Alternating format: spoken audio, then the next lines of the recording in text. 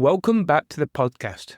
In this episode, I'm joined by Chris Kenworthy as we explore what it means to follow your bliss, overcome perfectionism, and build deeper connections with yourself and others. We also dive into the art of having proper conversations, moving beyond small talk to create authentic, meaningful connections through curiosity, presence, and honesty. Enjoy the episode and let me know what really resonates. Welcome to You Matter, I Matter, a transformational podcast about reconnecting with what truly matters. I'm your host, James, and each week is an opportunity to explore a little bit deeper who you really are. With amazing guests, we explore topics such as purpose, connection, commitment, and what it really means to live more consciously. If you've been feeling disconnected from yourself, from others, or from life, you're in the right place. Join us on You Matter, I Matter. Now, let's begin. Good afternoon, Chris. Can you explain what you mean by follow your bliss? I'll do my best. I love this unusual way of beginning. Yeah, I pinched it. I didn't come up with it myself. It's from Joseph Campbell, the guy from Power of Myth. He created the hero's journey, and he was asked the question about a life well lived, or a guiding principle of, what's the nature of being alive? What's it all for? And his compass was something on the lines of follow your bliss. And he spoke about the rapture of being alive, or aliveness, as I call it, the sense of feeling alive in the moment. I guess some people will call it presence, stimulation, being engaged in the throes of what's happening right now. And I had to reflect on it, what follow your bliss actually means for me. And it's something about the follow part. It's like direction, moving towards that which feels possible or open or expansive. You know, I'm an improviser, so I like to move towards things that feel good or joyful or fun or alive. And that's out there, but there's also an internal follow as well. There's like following your compass, your inner authority, like your gut instincts or your impulses, what feels right for you in the moment. What's the one next step that you can do internally? So that's what follow means. And bliss is, it's aliveness. I guess you could call it. It's not necessarily good either, bliss. It's the feeling of being alive. Bliss could be in moments of grief, like being really fully in the experience, like having experience in it, living through you, as well as ecstasy and joy and happiness. And I prefer those things, but there's still a lot to be said for being in humility or being in service of others, or all these other different qualities of bliss or aliveness. You just know when it lands. There's this like a deeper sense of being in your experience and present to it and allowing it to move through you and then allowing it to move you. That's what it means to me. And it's one of those phrases that is still unfolding for me. And it's also something I forget over and over again because I'm very prone to doing things that are joyless obligations and responsibilities. And I lose my way and I go, I'm actually not enjoying this. So how can I make it 1% enjoyable? How can I move back towards bliss? Or I've usually stopped listening to myself or following my inner compass or following my calibration towards aliveness. Usually forgot about that. And that's why life's got heavy and exhausting or overwhelming. I'm taking things too seriously as opposed to holding them lightly. And that's part of the blissfulness is holding it lightly, whether it's a pleasant or unpleasant experience. So listening to myself talking, I'm like, even when I'm off the course, that is still a kind of aliveness and hold that lightly too. Yeah, I think society almost dictates that we grow, we're children, we go to school, we come out of school, go to university, we get a job, have a family, and then that's it. But it's very robotic, very robust, you've got to work hard, you've got to make a living, you've got to do this. But have we? That's the question. Have we got to really make a living the way society says? And there's a guy called Aaron Doughty, I think his name is, an American guy. And he was talking about, the topic was about attracting a partner or a friend or whatever it is, a person. And he was saying quite often, if you allow yourself to have fun, you will naturally attract people. Because when you're in that level of fun, whether that's aliveness, whether that's bliss, you are in that state of, you're in your own space, you're authentic, you're doing what you love, and it's this attraction of people. And it just feels like this way of just having more fun. So like bliss for me, bliss is aliveness, it's fun, it's joyful, it's this level of exploring, you said exploring who we are, but from a level of fun, joy, bliss, whatever it is. Yeah. Is there a question now, or do you just want me to react to what you just said? What do you reckon? What are you thinking? I heard a question in the kind of society says kind of thing. You're born and then you live and then you die kind of thing. And yeah, I guess the answer to the question is no, you don't have to live like that at all. You can live life on your own terms if you want to. But yeah, I feel you on the expectations. I feel you on the conventions. And I've tried living that life and it just wasn't for me. Doing the sensible thing, being a good boy. It's almost like what I heard in what you shared there is you do the hard work, so you do the effort. And then if you do it well, then you'll be able to relax. Then you can have your fun. It's like we work hard all week and then on Saturday you're allowed to blow your brains out on alcohol or whatever. It's that kind of suffering comes first and the reward is joy and pleasure. That still is programmed or conditioned into me, and many of us agree with what you were proposing there. But it's possible to lead with joy first and follow the fun first in all circumstances. But yeah, there is an outlook to it. There is an approach. There is a way of reframing things and trying to make things 1% more enjoyable. Like I said. But sometimes, it's just, life is painful. I just don't want it to be painful all the time. But what came to mind there when you said about good boys are succeed kind of thing, and good girls as well, I should add too. It's more, it feels like we get told from a very young age, be a good boy and you'll do really well.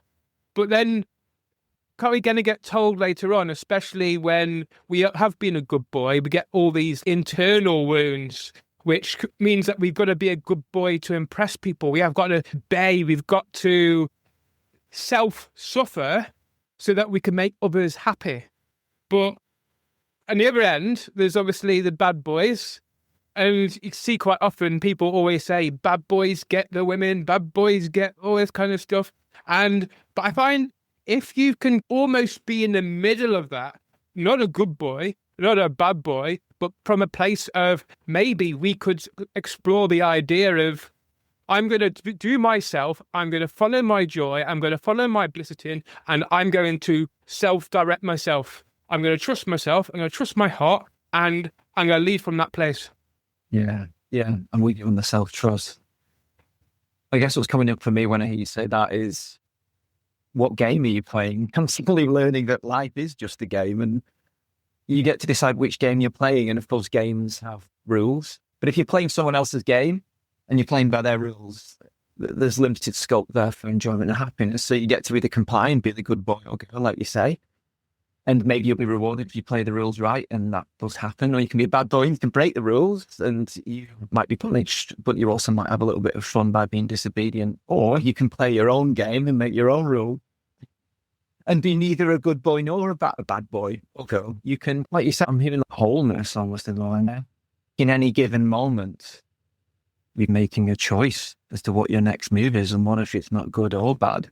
What if it's just in service of yourself and your needs, or someone else's, or I don't know. It just makes you think about, I'm neither good nor bad. That's a bit, I'm a perfectionist, so it's often that these labels come up and I fall for them, but I think as humans, we are neither good nor bad. As John Steinbeck would say, we're just humans who do good and bad things. I could feel when you were saying that about good boys and bad boys, you've got links into authentic relating very well, because you've got the idea of the good boy, you matter. So you're putting you matter thing as in, and then you've got the bad boy, I matter. So what I mean by that is the good boy is the one who pleases others, puts others first kind of thing, to make sure if I please you, you're going to do me a favor. Or if I used to be anxious attachment. So if I make sure that I please my partner, then I'm going to be a good boy and I'm going to get rewards. Whereas the bad boy is all about himself. Do you know what? I'm me. I'm going to do me. And so it's finding that balance, as you say, in between and creating your own world. And yeah, having the idea of your own dignity and your own humility. Yeah, I'm trying to follow you here. So you're talking about the dignity, humility model from authentic relating, right? And it sounds like you're talking about this like a shadow expression and a kind of healthy expression of I matter. Yeah. So there's I matter place of dignity and honoring yourself. And the shadow side would be I matter, but it's like more like posturing. Yeah. Like, I matter more than you. So I'm going to put my needs and myself first above everyone else. And that's bad boy. I just want to check I'm following you. Yeah. So what I'm explaining here is that like for this idea of when you're a good boy, it's almost if you do as you're told, you're a good boy and you're going to succeed.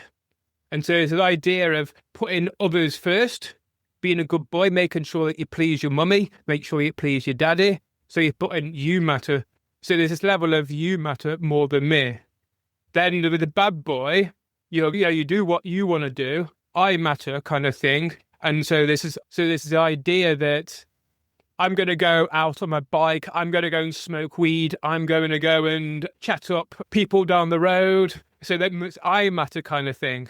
But if you come back to both, they can be both the shadow and then you can bring it into the middle, the light of dignity, humility, and being able to honor both yourself, but also honoring others.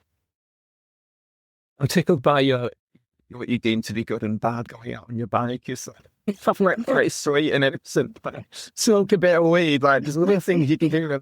Yeah. But I was saying like a teenager, like a teenager kind of thing. Go out on a motorbike, shall I say, rather than pedal bike kind of thing. Yeah. You're onto something there. It sounds like you're sharing your interpretation of that yin and yang model diagram that's part of the authentic relating training, and that there are different ways of interpreting that. Like you say, there's healthy and unhealthy expressions, and yeah, it depends on your upbringing. Some people are conditioned to put other people first. You matter more than me. And other people, it's like, I matter more than you. And yeah, that's definitely part of the experience. And yeah, you're onto something when you say that if you can have it, I think the lightness in the middle, that's the point of the yin and yang diagram. They call you can matter and I can matter. It's not your reality is more truthful and correct than mine, or your needs are more pressing and relevant than mine. Like they both can exist. And that's where connection comes in, right? We can do the dance, the negotiation, the communication of where we meet and where there's friction, and yeah, there's space for us both to exist. I can hold my reality and my needs maybe very different to yours, and that doesn't mean that I cancel you, and it doesn't mean that I don't exist either. We both exist. Yeah, there's space for everyone. Yeah. So let's jump into what's your story. Tell us about what's your life, what's happened, what's got you to this point here now. And I have a more specific question, James. That's enormous. I'm 45. Where do I begin? I could sit here and talk you through the last 45 years, but yeah, where do we start? What have been the key moments?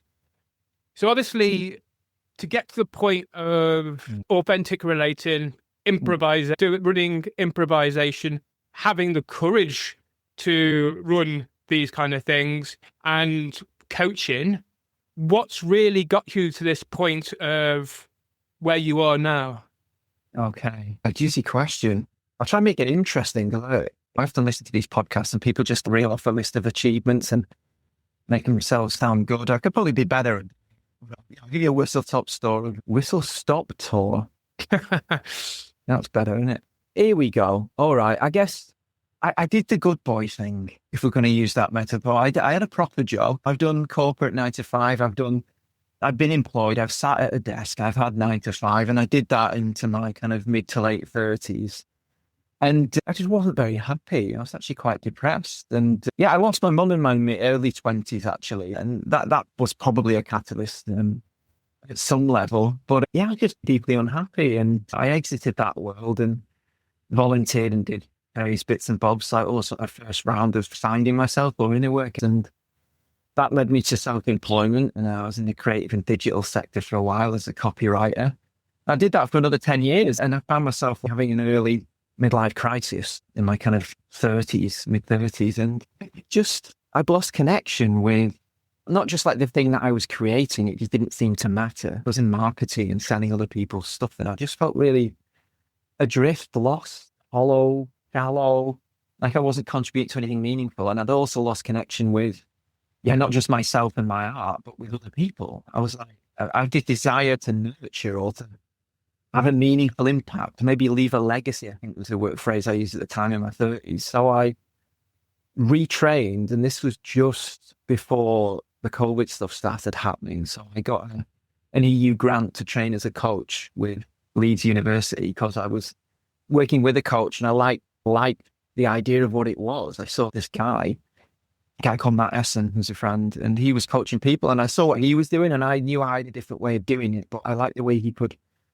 really directly impact people. So I looked into that. I trained with a coach. I did training at Leeds University to be a coach, like classic performance coaching, I guess it was, by the book, old-fashioned coaching, and did that for a little old while. And that pushed me towards improv, weirdly. I started to actualize, I started to feel freer. And I think as I felt freer and more expressed and doing more of what I wanted to do, I became more attuned to what my needs were, I think. And one of them was like, I always knew I wanted more humor, and I always knew that play and having a laugh was a big part of my life. It always had been my kind of safety valve, and improv was the word. Just brought up with Monty Python and Vic and Bob, and I was just, there were ways of creating art and comedy. So I did improv. I did a 4-day intensive with the Maydays. I didn't sleep for all that time, and I came back and my entire system was just blown up. It was incredible. That this is my language. This is like how I speak internally.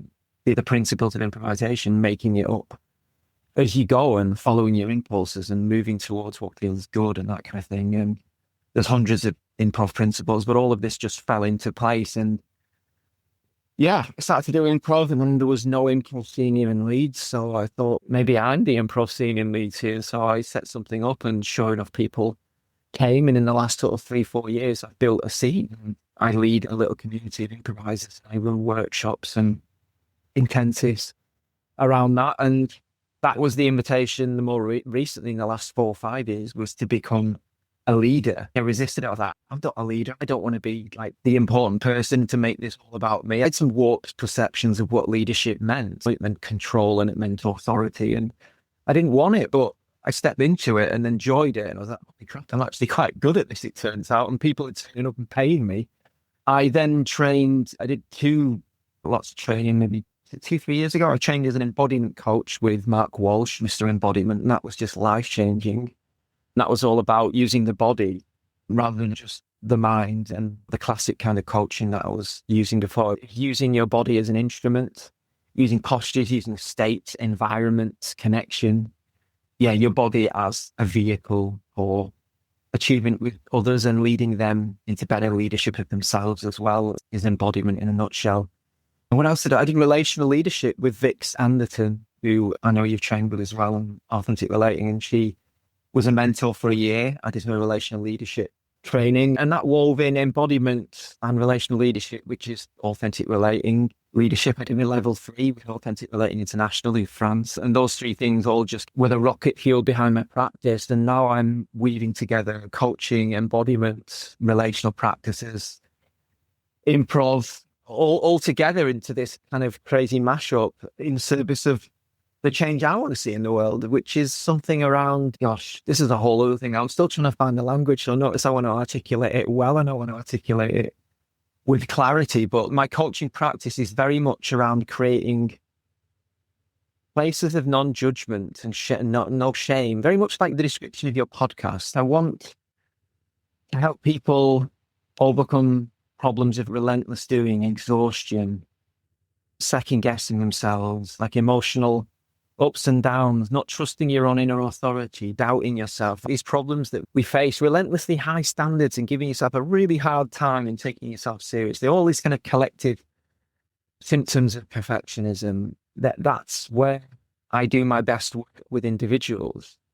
And I bring some of that into my workshops. I started now to offer very applied forms of authentic relating in improv.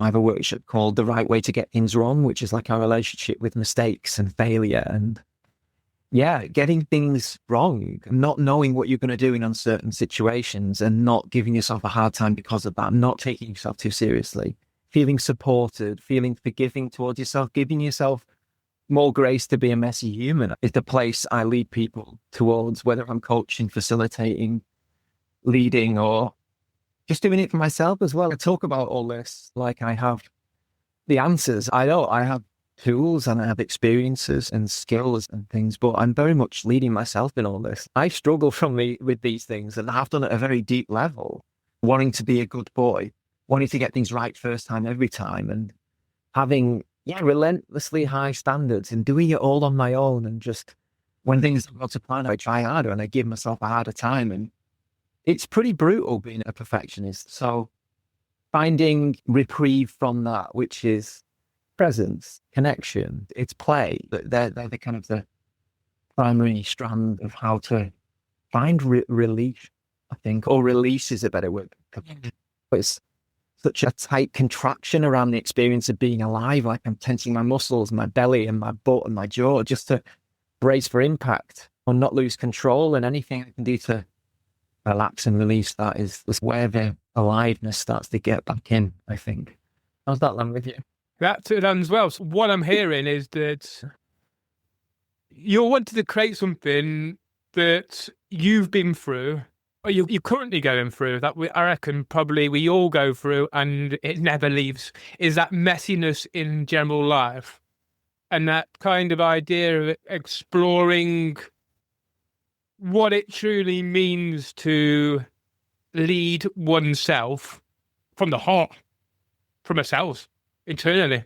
Just because I can understand in life that you have all these things go on in life, messiness and unexpected changes and horrific grief, which is all messy. But it's almost like placing that, being on a journey of exploring all that from a place of our own inner guidance system.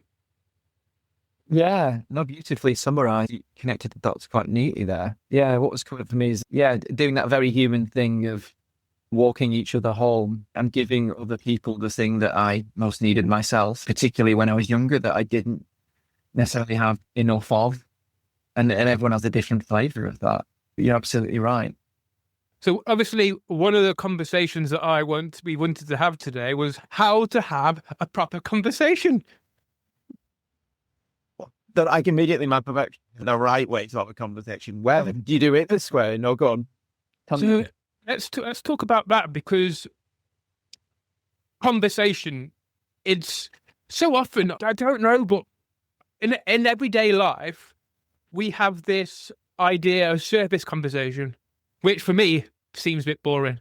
And yet, first things you get saying is, oh, the weather's horrendous, it's so hot, or I'm cooking, or it's raining, or all these service level stuff. How can we start to connect to ourselves first, so that we can start to have a proper conversation where we actually speak truthfully and honestly from our heart rather than our head? The question is how. Yeah. So let's explore that a little bit, shall we?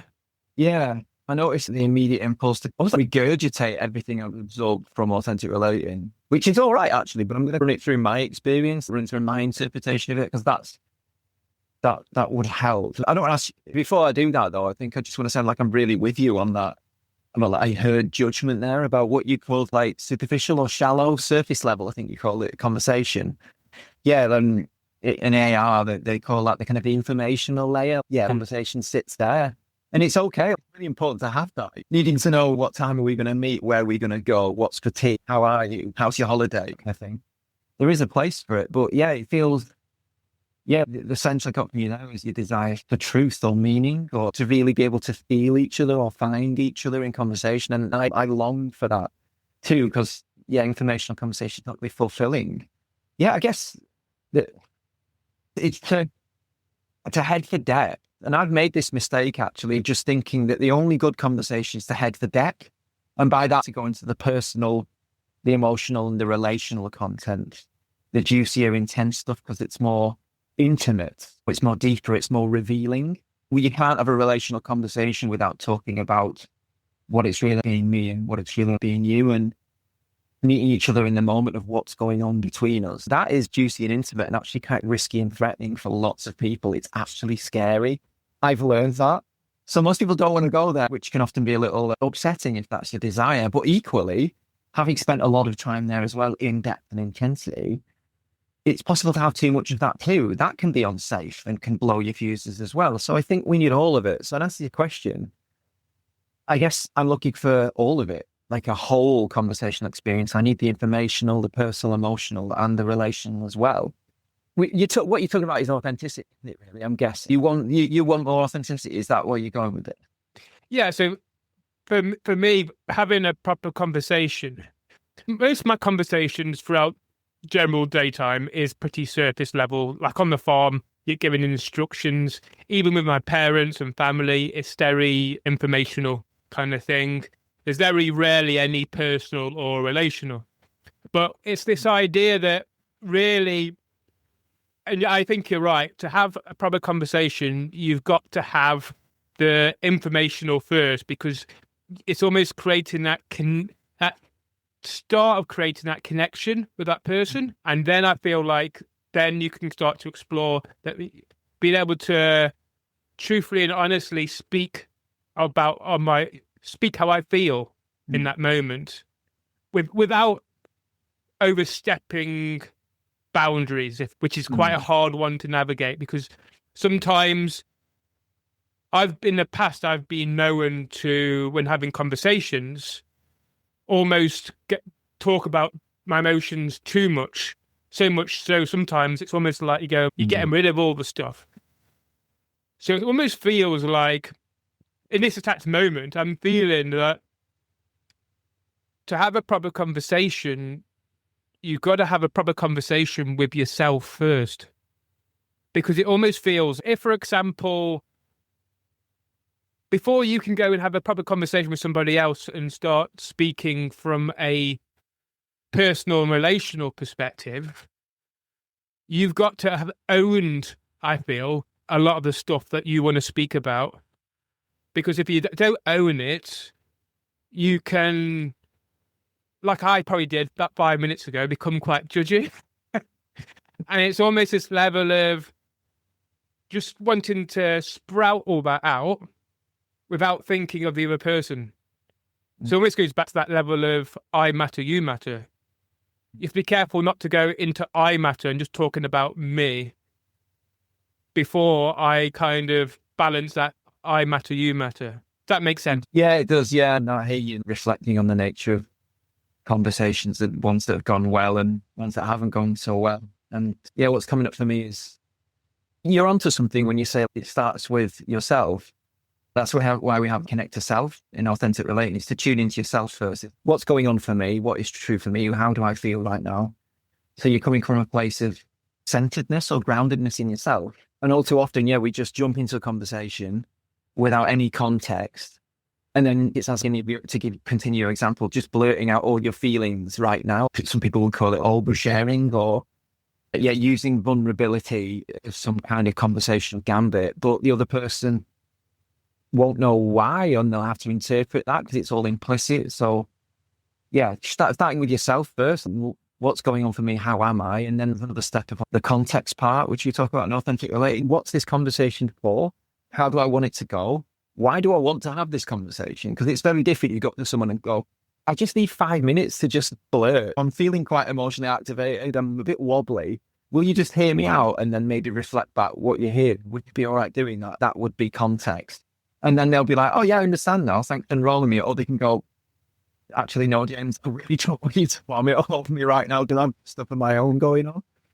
I think a lot of it comes down to having conversations that are more conscious or intentional or mindful. And it's not always practical to do that in every conversation, because you can't just sit there and define a conversation before having it. Most people just want to get on to having the conversation before having a conversation about the conversation because it's just laborious and it's not practical to authentically relate all the time because not everyone knows what it is or is trained or wants to go there, sadly. Yeah, that makes sense because asking permission. Okay, I'll cover this a little bit and then we'll just change an angle slightly. So, yeah, there's asking that permission of the other person. If you can just speak your mind for 5 minutes, what's going on for you kind of thing, and then relating back, I think's a great way because sometimes I believe we do hold on to stuff. A lot of people hold on to stuff, including myself. And it is a way that we can deal with it in a way that allows us to hear what the other person is seeing, because what we might see might be completely opposite to what the other person might see. Yeah. I'm interested why you used the word permission there in conversation, like permission to share. I thought it was a juicy choice of words. Yeah. Like I'd call it enrollment or consent, maybe. Like just, you don't need permission to have feelings and to share your feelings, James, but they're yours to do with that. Your gift to share with the world. But yeah, I guess but I'm talking to someone who probably has sought permission to express in conversation. I think that maybe we've accidentally stumbled on something that you and I struggle with. I'm going to talk about my experience, but I do struggle to truthfully share, reveal, and own my experience of what it's like being me, because often I don't feel safe in conversation, or I'm worried that what I'm about to say will be too much or will be misunderstood or be used against me or will be judged. So I tend to police and monitor and adjust my behavior accordingly for the person I'm with. And I do that all implicitly. That's why authentic relating helps, because it helps me notice when I do that and I can name it. I don't necessarily need to reveal what it's like, but I can say, oh, I'm just noticing I'm adjusting my behavior, or there's something I want to share with you, but I feel actually quite scared to say it because I'm worried that if I do, you'll become angry or you'll use it against me or I'll be judged. That's the beauty of authentic relating, adding in that kind of meta level of conversation without actually needing to get into the content until it's safe enough to do that. And that's your choice. I suppose that's why you have the 3 levels, the information, the personal, the relational. And just for the people out there, the informational is, am I right in thinking that's a service conversation? What's the weather like today? How are you kind of thing? What's going on? The personal is more about, correct me if I'm wrong here, how I feel. So I feel miserable. I feel unhappy. I feel amazing. I feel curious, that kind of thing. And then there's the relational, which is a bit more, there's the idea of I'm noticing right now I'm feeling a little bit blank, a little bit like, oh, what's going on? A little bit kind of thing. Is that right? Yeah, it's a pretty good summation. I'd probably say as well, the relational is where feelings and reactions and things that are going on for you right now are happening because of what's going on between us. Okay. For example, like I can react to what you just said there and say, look, I noticed that I wanted to jump in and add stories when you spoke about the first 2 levels, but I policed myself and resisted and just thought, it's okay, I'll let James have his moment here because I wanted you to look good. That's the relational, because you and your behavior is having an impact on me and I'm sharing and revealing that and owning it as my own. So that's the relational. Yeah, it brings us closer to the now. I can be more real, I can be more me, but I can only truly do that by being here with you now. Everything above it, like you said, the personal, emotional, and informational, that's all stuff that's usually in the past or the future, or stories about myself, stuff which isn't really anything to do with you and me. It's my past, my future, my ego. Yeah. Yeah, what I was saying, I think you do need all 3 levels, because I almost feel like the first 2 levels are the gateway to the relational. If you try and go straight to relational, most people are going to think, what are you on, kind of thing. They think, oh, this guy's a bit scary, I'm backing off. So it's almost, I feel like the first 2, the informational and personal, are the gateways. So the surface conversation I stand corrected is the gateway to really getting into the relational. Yeah, I suppose it is. Yeah, it's a gateway. That's where we usually begin. So I guess it would be a gateway. You can begin at any level and you can have more of one than the other. But there's a really interesting quirk. And if there's any authentic relating people listen to this, they'll know it. It's that if you do authentic relating, like you go to one of their trainings or you go to an event or you do circling or something like that, a relational practice, you can know someone or feel them very deeply, but not know anything about their lives or who they are, their career, their jobs, their family, where they've been, where they're going. But you have this kind of special, deeper relational bond, a real sense of safety and trust, but you know nothing about them.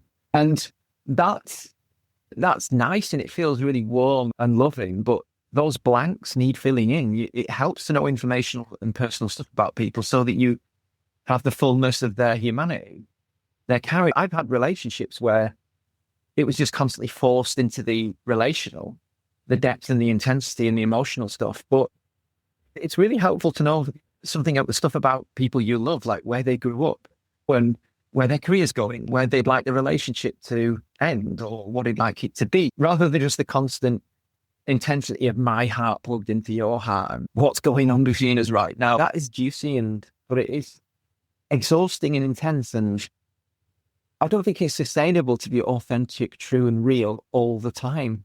We can only really do that when it's safe and appropriate. You can't do it on the tube. You can't navigate life being relational all the time, much as I'd love to do that. That's just some thoughts that I've been deep into this practice now for years. What came to mind when talking about connecting to a person is eye gazing. Before at a festival, and you were going around, you'd probably spend 2 or 3 minutes with each person. But I felt so connected to people after that. I actually started to tear up because of that connection through the eye gazing. And you almost link in with who they truly are. You can almost see their soul. And it's that level of connection which creates that, I feel, long-lasting connection's the word, but I've used connection in the sentence already. But it just feels liberating. Yeah, I don't believe you. Yeah, freeing. Yeah, there's nowhere to hide with eye gazing. It's powerful, intimate stuff. I remember, yes, I think it was a powerful experience. I can really relate. I remember when I first started to do the eye gazing stuff, that the real embodied relational practices where you're really attuned with each other through your eyes. And it brings up weird stuff. I immediately went away and was like, I'm going to use eye gazing in all my workshops. I was like, I'm going to bring it into improv. But of course, I was taking it into a non-authentic relating context.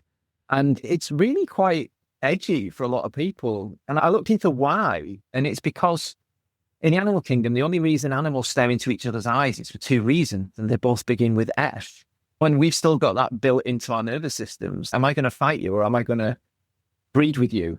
And that's what eye contact is. So I remember doing it with people who, just as an experiment, an exploration actually, and I enrolled them. I tried to do it in a responsible way, but people do weird stuff when you do this. There was like fits of giggles, hysteria. Some people would cry. Some people just couldn't close their eyes. They just couldn't do it at all.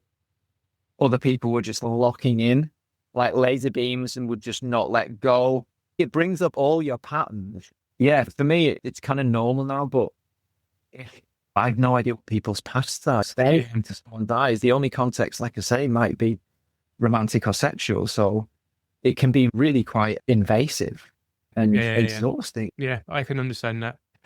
Going back to how to have a proper conversation, for anybody who's perhaps not authentic relating, what's your idea of having a proper conversation? I'm really excited to answer this because a lot of my work isn't with authentic relating people, but I want to bring this beautiful practice into their lives, but they're not interested in what it is. They need the thing that it gives, but they might not want to do it to the depth that I have and that you are doing both level 1 and 2. Oh, what's a proper conversation? I guess the simplest tool that I would recommend or that would facilitate a proper conversation, as you put it. I love that word proper. It's to bring curiosity and empathy, and you don't need to know what friendship relating is for curiosity and empathy. It's a case of curiosity. It's bringing wonder or awe or interest. What's it like being you? I have no idea. Coming to them with an open heart and being, I may have assumptions about you, but I can't be sure. So telling them, I've got this assumption that you are shy.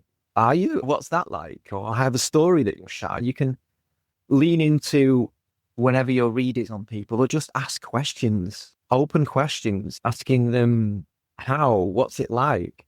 Why, maybe not. That's a good question. Why'd you do that? That's a just justify and explain yourself question. But yeah, wonder. You're so different to me. Your reality is so different to me.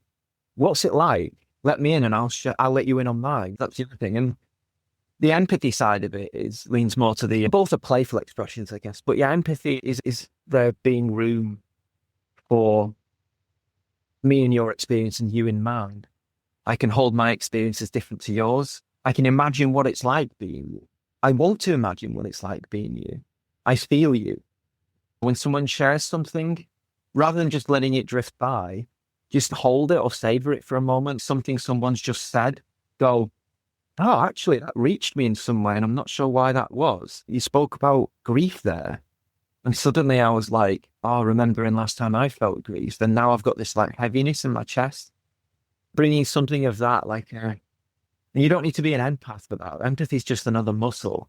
It just uses a little bit more imagination to conjure up feelings. That's essentially what empathy is.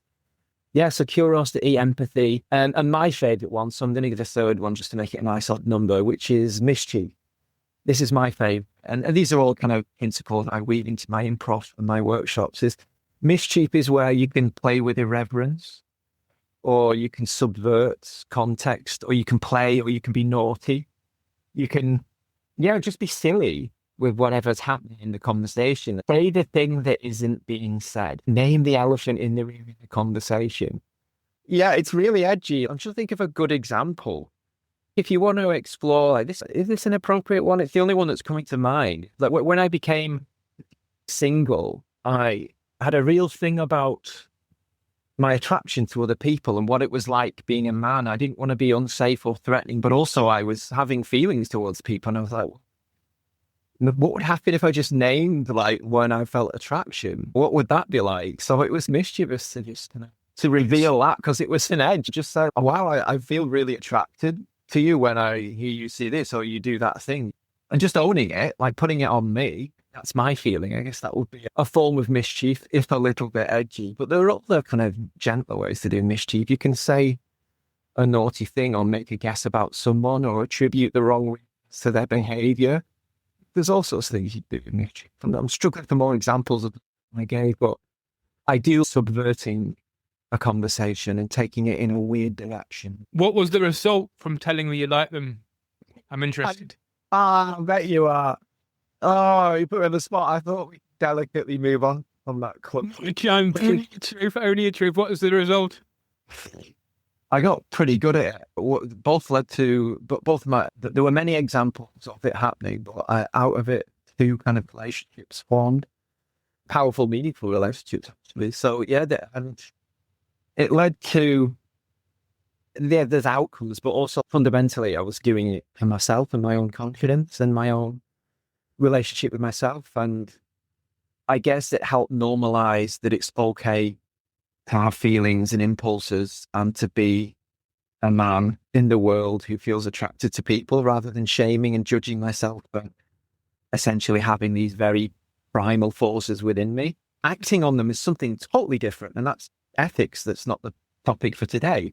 But having these feelings, and it's not just attraction, it could be an edge, it could be mischievous of you in conversation to say, wow, I really disagree with what you just said. And do you know what? I'm really judging you as a bad person for having that opinion. Just that would be really mischievous for a perfectionist, is to own your judgment. And now I'm feeling bad for judging you. I'm judging myself for judging you. And then releasing that is often quite funny. You're like, oh, listen to me. This is ridiculous. I've got this whole story about myself now that I've ruined our friendship and you hate me. And naming and revealing that. So I guess, yeah, this short answer to your question is it helped me realize I'm just a human after all. I don't have to get it right. That I can never predict what other people's reactions are going to be. And somehow I will cope regardless, and I'll be okay. And it's okay to be an animal. It's okay to be human. It's okay to have these thoughts and feelings. And yeah, I let go of a bit of shame, judgment, and contraction around my experience, I think. Yeah. That is powerful. Oh, yeah. Because one of these festivals I went to, I had this attraction to this woman, and the attraction was just, I loved her wildness. Oh, wow. And it was just this level of like, and I suppose there's a level of me projecting that onto her.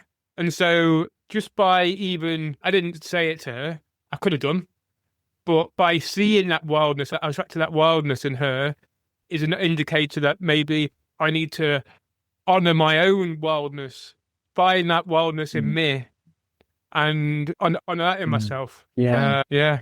That is wild. Yeah, you spotted it. Everything's a projection, James. Like, what do you want to say about that? I can recognize that experience as well. I've felt that too, that wildness expressed through the feminine is quite something to behold. And yeah, it sounds that you just kept it to yourself, revealed it to yourself. Like, yeah, this is a message for me about my wildness. It makes me, here's the curiosity. It makes me wonder what would have happened if you had approached that person and done the practice and said, look, are you open to some impact or some feedback with what I've just experienced witnessing you there? And you can say, I noticed I felt really excited, astonished, of this wild expression that you were doing just there. I felt some jealousy, some envy. And I'm going to say, I noticed attraction as well. Right now, I find you really hot. And then I immediately run out of words and feel very small and self-awkward and judge myself. And I want to move away, run away from the situation right now. But yeah, the female friends, coming back to the kind of tangent we've gone down here, like checking in with my female friends on what it's like to receive attention in this way, in an honorable way, I would say, in an authentic way. One of my friends said, there's no woman in the world who wouldn't want to hear that someone thinks they're hot. And I was like, really? And she said, yeah, in an appropriate, boundaried, compassionate way. I'm sure you would, James, if someone noticed something about you and was like, that's having an impact on me and I feel this way about you. Like, what a beautiful thing to receive with honor and dignity. Again, dignity and humility. I matter. This is my experience. I matter enough to share it with you. And you matter. I accept that me as a man coming to you may be threatening and unsafe if I start making aesthetic judgments about your person, or your legs or your boobs or whatever. You'd never do that, though. No. You'd never go down that path. Yeah, there's an appropriate way to do it and own it. And yeah, the humility is what has come. You matter. Your rights, your safety matters as much as I matter. So I'm going to do this in a kind, considerate, and also like spicy way as well. I get that a lot when I dance. So compliments that you're really hot.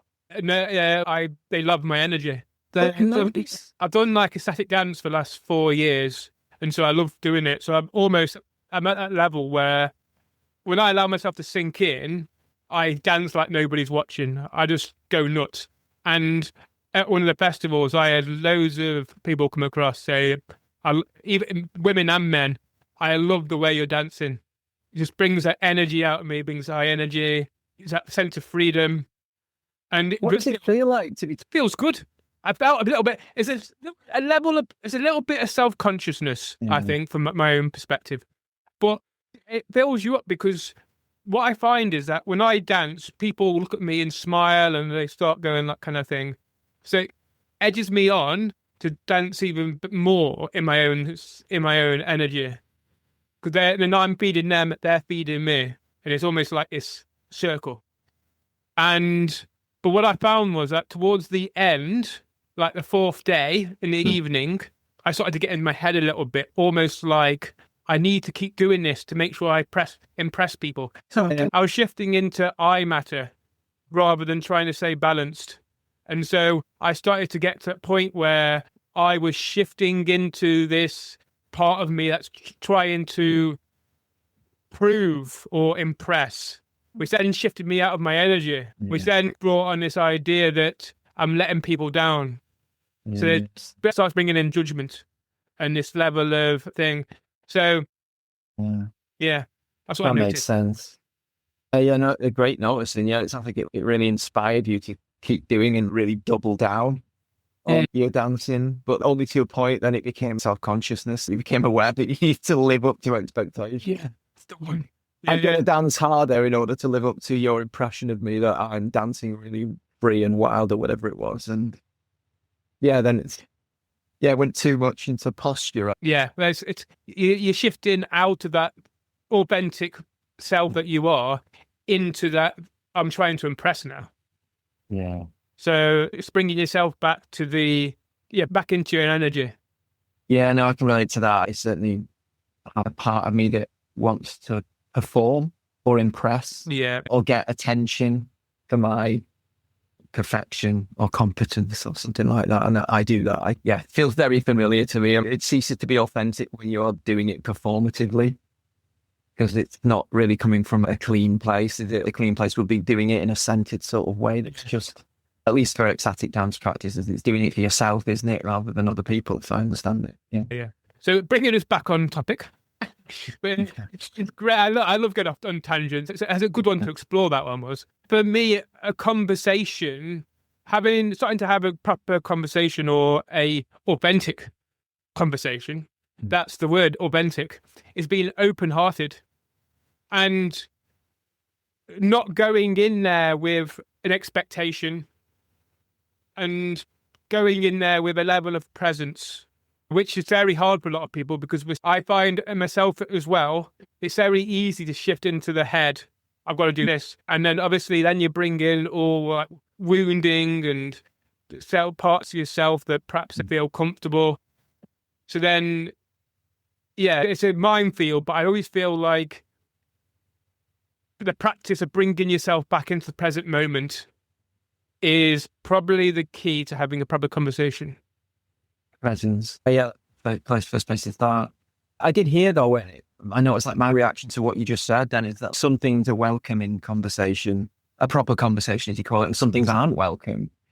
But, and I do that too. Can I give an example? But you gave plenty of examples there, like wounding coming into conversation. This stuff will happen. We will talk about shallow, superficial stuff, and we may get some relational stuff that welcome everything from authentic relating. It's having, ideally, we want to set up a conversation where there's enough structure, enough of a container where we know what this is about and why we're doing this. And there's clear expectations around what the conversation is. And the container is strong enough to hold everything that's then poured into it, which might be aliveness, juicy topics, reveals, mischief, flirting, wounding, big emotions. If the container is strong enough, if the relational container between you and me is safe enough, we can pour whatever we want into the container, and that can include wounds. So there's room for everything, ideally, in theory, but of course, as you know, in practice, conversations rarely pan out the way we intend them to in the first place. So it's having that room for aliveness again, and this is where it comes back to the practice of authentic relating, of looking after yourself, choosing dignity in conversation, tracking yourself, staying centered, and trusting the other person to do that too, and then meeting each other in the middle, and also having the option to exit as well. When the proper conversation starts to become not proper, whatever that means, you both have the option to go time out. Yeah, I like that one. What came to mind there was the authentic relating. I think it was level 1. We explored the curiosity game. So asking each other questions and then rating them questions out of 10 with regards to what brings them alive, that aliveness. And so then there was this level of, okay, you're hitting them questions that you're asking that person. It was out of 5, wasn't it? So that asking that question is a 4 for them, which means that they're interested in that kind of that topic, that question. So it gives you that idea of what they like to talk, what brings them the aliveness in that conversation. Yeah, it's a good game. That's one of my favourites, the curiosity game. The great one for discovering, like you say, aliveness in the conversation. Was there a specific question around that? Because I noticed my mind drifted to playing that game with you and everyone else. No. It was more my observations and the idea that this curiosity game, allowed us to explore what was right for them? What was alive for them, shall I say, in regards to what brings them the most enjoyment with the conversation? Yes. It's a context setting game, that, and it's a really beautiful one for finding a proper conversation or a more rewarding conversation where you talk to the person first and you say, look, what things would we like to talk about here? And you get an idea and you calibrate around the things that are, engage aliveness for you. Let's talk about the World Cup, if that happens to be what you're into, or food or attraction or whatever it is that feels good for both of you. You find something that's alive and you play with that. That feels like a nice conversation, a nice curiosity conversation anyway. Especially, you could, in fact, so the people listening out here, you could use that as an icebreaker to any conversation. And I think, so a normal conversation, you tend to jump in just by having a normal chat. But you could just say, just out of interest, I just want to play a 5-minute little game, me and you. I'm going to ask, for 2 minutes, I'm going to ask you questions. And I want you to give me a rating out of 5 of how much that makes you feel alive. Yeah. And obviously, when you get to 3s, 4s, 5s, you can start to explore more questions with regards to what you've just asked. So you can find that the number 5, you want the 5 really. The 5's like the top of Mount Everest. You've won the authentic relating game. Yeah, you can do that. And like one I use is like, what's alive to you at the minute? Instead of how you doing or what's going on, you say, what's alive to you at the minute? Or a really edgy one. And I know someone who does this, and I haven't yet done it myself, but when you're in conversation with someone and they're talking about someone you don't know or a situation that you weren't a part of, you can say, I'm just noticing that there isn't much aliveness in this conversation for me right now and my mind's drifting off. Would you be all right if we found a topic that's alive for both of us so that I can feel more involved in the conversation? That would be... That's edgy. Really, it'd be a really edgy thing, but wouldn't it be a really beautiful thing? Yeah. If you're stuck with a relative and they're boring your ear off about moaning about politics or something, you could just say, look, I really want to know you. And at the minute, if I'm hearing you talk about immigrants, this doesn't tell me anything about you. I want to find out what you really care about here. It sounds like you really care about sovereignty, or you really want to feel proud to be British. What's that like? Because I don't really feel that. Like getting into the relational space again, now the personal space. I want to know about you. And it's really difficult to stay interested if there isn't much aliveness for you. Yeah, I can imagine. It becomes suffering in conversation. I think imagine lots of listeners can relate to that, is that who wants to suffer in a relational interaction with another human being? Not me. I can relate to that. Do you know, I could talk to you all day about all this kind of stuff, Chris, but I'm going to have to bring the episode to an end. So to finish off, can you tell us, what is it that you do and how can people get in contact? I do.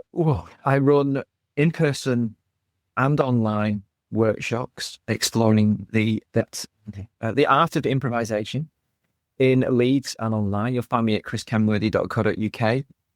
I facilitate authentic relating workshops as well in person in Leeds. I often tour the UK and Europe, taking my little workshops on the road with me. Keep an eye out for that. And where was I at? I've been at Elements Festival. I'll be at Happy Startup Summer Camp later this year. What else do? I do one-to-one coaching.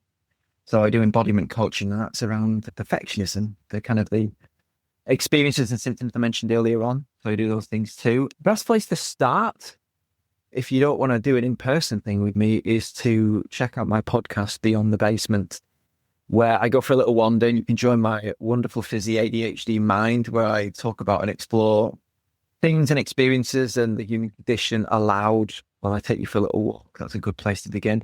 And I've got a really fun little thing called the Tiny Acts of Aliveness Challenge. You'll find that on my website, and you can, I think, 20 quid, and you buy it, and it's 10 days of little games you can play by yourself and with other people that make life a little more alive, spicy, and fun. You don't have to go to people and telling you're attracted to them. That's not part of the challenge, sadly. But there is some authentic relating stuff wound in there. One of the games is that when someone asks how you are, you actually answer the question and you pause and you say how you really are in the moment, just to see what effect that has on changing the kind of the connection between you and someone else. And there's some mischievous stuff in there. makes life a little more alive and fun. And they're really carefully curated stuff that's really worked for me in my practice. And I'd recommend that as a fun little starting point. Yeah, you'll find that at .co.uk. So if you send me the links for all them, I can then put them over the show notes and stuff. And also when I put it out to the social media. So if it's all right, I'd like to get you back on perhaps in a few months' time. Because there's so much stuff that I've got here on a list. I was like, oh my God, we haven't covered even half of what I've done. Because we can have what we've been talking about is so important. Yeah, you're right. There's important big work in there. As Vic Anderton said, the world is crying out for proper conversations, as you put it, connection, meaningful human connection. We are lost without it. And I felt the same way. Yeah, we could have spoken all day about this stuff. This is what happens when you invite an improviser on your podcast. Playing it all the time, sadly.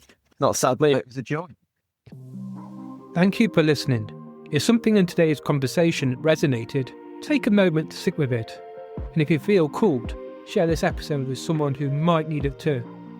You Matter, I Matter is a growing space. And if you'd like to stay connected, you're welcome to follow or subscribe wherever you're listening. It really helps this work to reach people it's meant for. These conversations matter. You matter, I matter. Until next time, take care of yourself and the relationships in your life.